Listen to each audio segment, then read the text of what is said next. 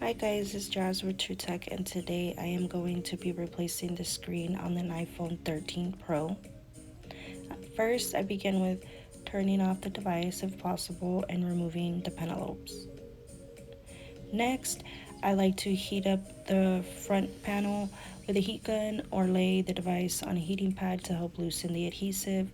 Then I go in and get a lift point with my suction cup, and then I start to enter the device with a pry tool. I suggest using a plastic pry tool. I have lots of years of experience with the metal tool, but I do not suggest entering a device with a metal tool. Okay, now that I have that lifted, I can see that it has an aftermarket in-cell screen, but that's no big deal. We're gonna go ahead and upgrade that for the customer to a soft OLED 120 hertz.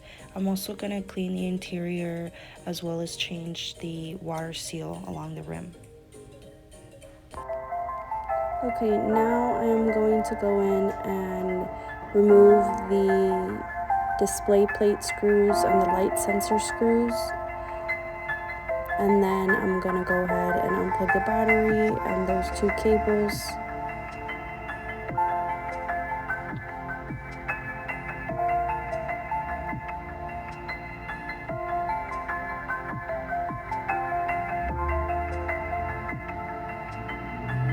It's very important to keep all those in order as best you can because they're different lengths and you do not want to do any long screw damage to any parts or the motherboard.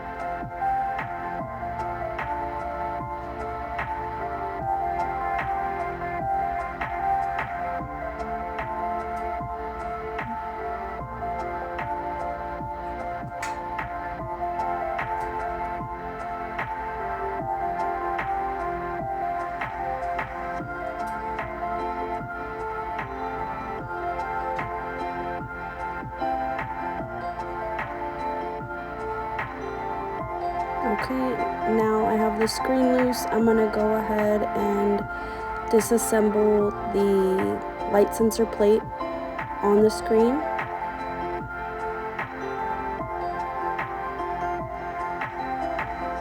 And then I'll begin to carefully remove the light sensor so that I can transfer it to the new display. So these light sensors usually have a lot of adhesive on the back of them, so I like to apply some alcohol and a little bit of heat to help loosen that adhesive so that I can slide a plastic tool underneath and remove it without any kinks or tears.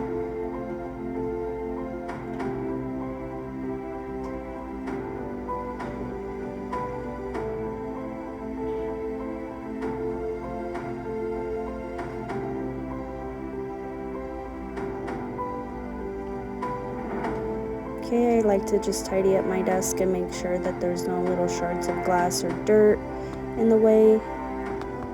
Now that it was an iPhone 13 soft OLED 120 hertz screen.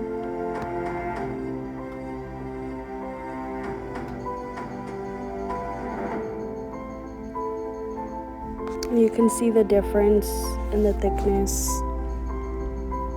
between these two screens, and that is just because of the materials used to make them. The in-cells are kind of like an iPhone 8 LCD display that is manufactured to work on newer devices that have soft OLEDs to kind of like be a more affordable repair option. But they are lower quality, and they really don't have any durability. So we do not like to sell those screens unless it's requested or like for trade-in purposes. We try to only order the highest quality soft OLED or sometimes a refurb or an OEM service pack. Just depends on the customer's budget. Okay, so now I'm gonna go ahead and remove the plastics from the screen and lay my cable with some Captain tape. I don't like that they are so loose, and If it folds wrong when you're closing the device, you can have touch issues. So I just like to shape it so that it curls nice when I do place it into the device. And this tape just helps keep it in place. And ever since I started this, I have not had any screens returning with touch issues. So it is a very helpful trick. Okay, so now I'm going to start prepping the housing. I'm going to go in there and clean all that dirt and debris off of the frame, as well as remove the adhesive water seal and put a brand new adhesive water seal. This is the most tedious part of the repair. You do have to be very careful.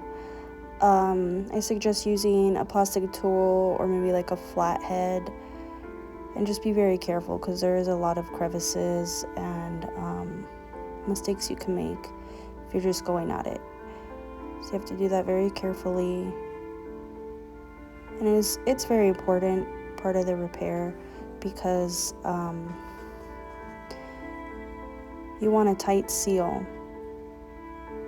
And if you do not change the adhesive, dirt and debris get in, then you have a clogged camera hole, your screen's lifting, it's flapping, and nobody wants to deal with all those issues, and we don't want to put our customers through those inconveniences, so we just do it right the first time. So once I've scraped off the adhesive, I go in either with a wet Q-tip or a wet rag dipped in alcohol and go along the rim and get any other debris up. And that also helps the adhesive seal since it's like a clean, bare surface.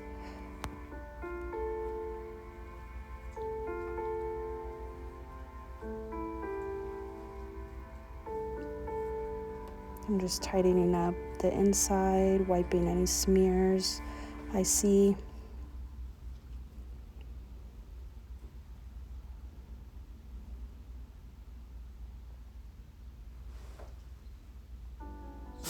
Just really getting in there, because even after all that cleaning, sometimes there's still dirt stuck in the crevice. I just want to make sure, and you'll know if it's still dirty because your adhesive will not stick no matter what. And it is a pain in the booty.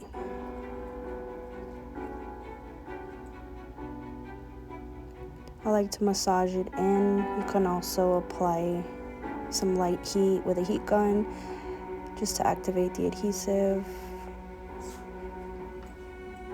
Now I'm going to go ahead and connect my new part and test out the touch before I clip it shut.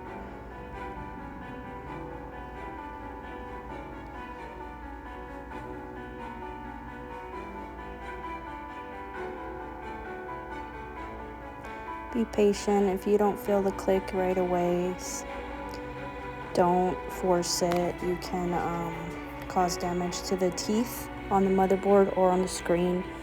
So that has to line up perfectly, and then you'll feel a nice crisp click.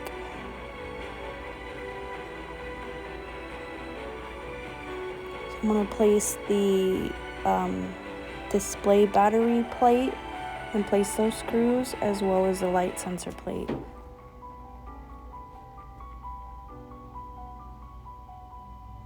Just so when I am testing, nothing comes unplugged or tears.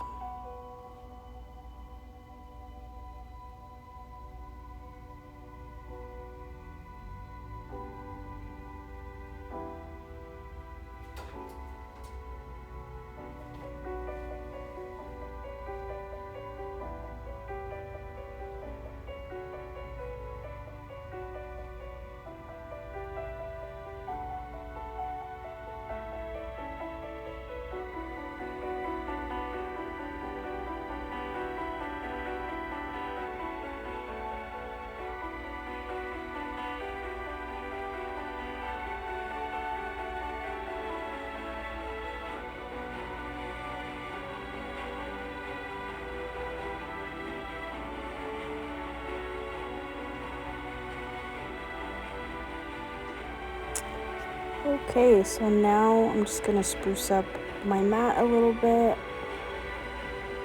and then get ready to test.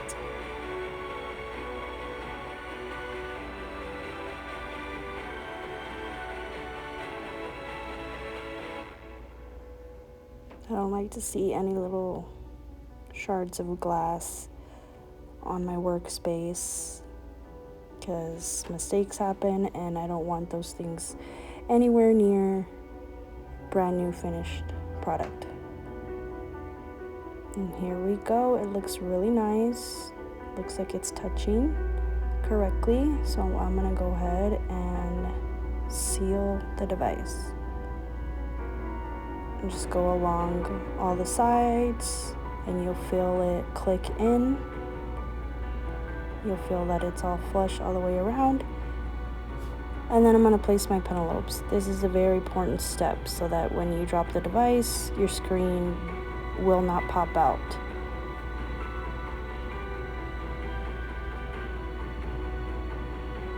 It's very easy to forget these in the mix of things, but it is very important.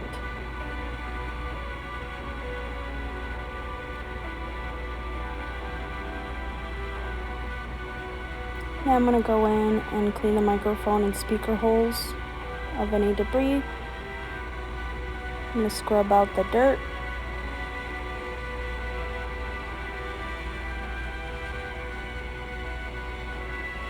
Remove any clogs. Even though the device came in like that, it's not going to leave like that. I want to make sure that I've done as much as I can to hand back the device in like new quality. So right here I'm cleaning out the charging port. I suggest to do this with a plastic tool. I have a feel for it. It's very important to grab the debris but not touch the pins. This is a very delicate thing. You can always scrub the port with a toothbrush and isopropyl alcohol, preferably something 90% or above. And it's best to do it with the device powered off if you are going to go in there with a liquid solution heavily. But a light dip does not make iPhones have any liquid pop-up messages. That generally happens on Samsung, so those, when you do cleanings on them, you have to do it with the device off or you'll run into another issue. Okay, so now I am going to wipe down the device because I'm going to place a screen protector and I don't want anything to get in my way or up under there. So even though it's brand new and I just took off the plastic, I am gonna blot it with some tape to pick up any debris or lint that's hanging around. That's gonna get stuck inside the layers. Inside the adhesive layer is what I mean.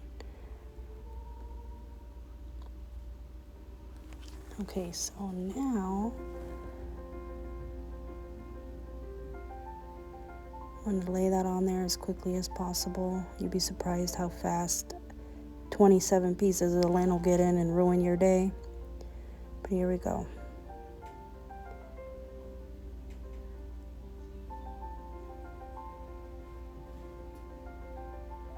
You can let it seal and then push out the bubbles, or you can help guide out the air while it's sealing.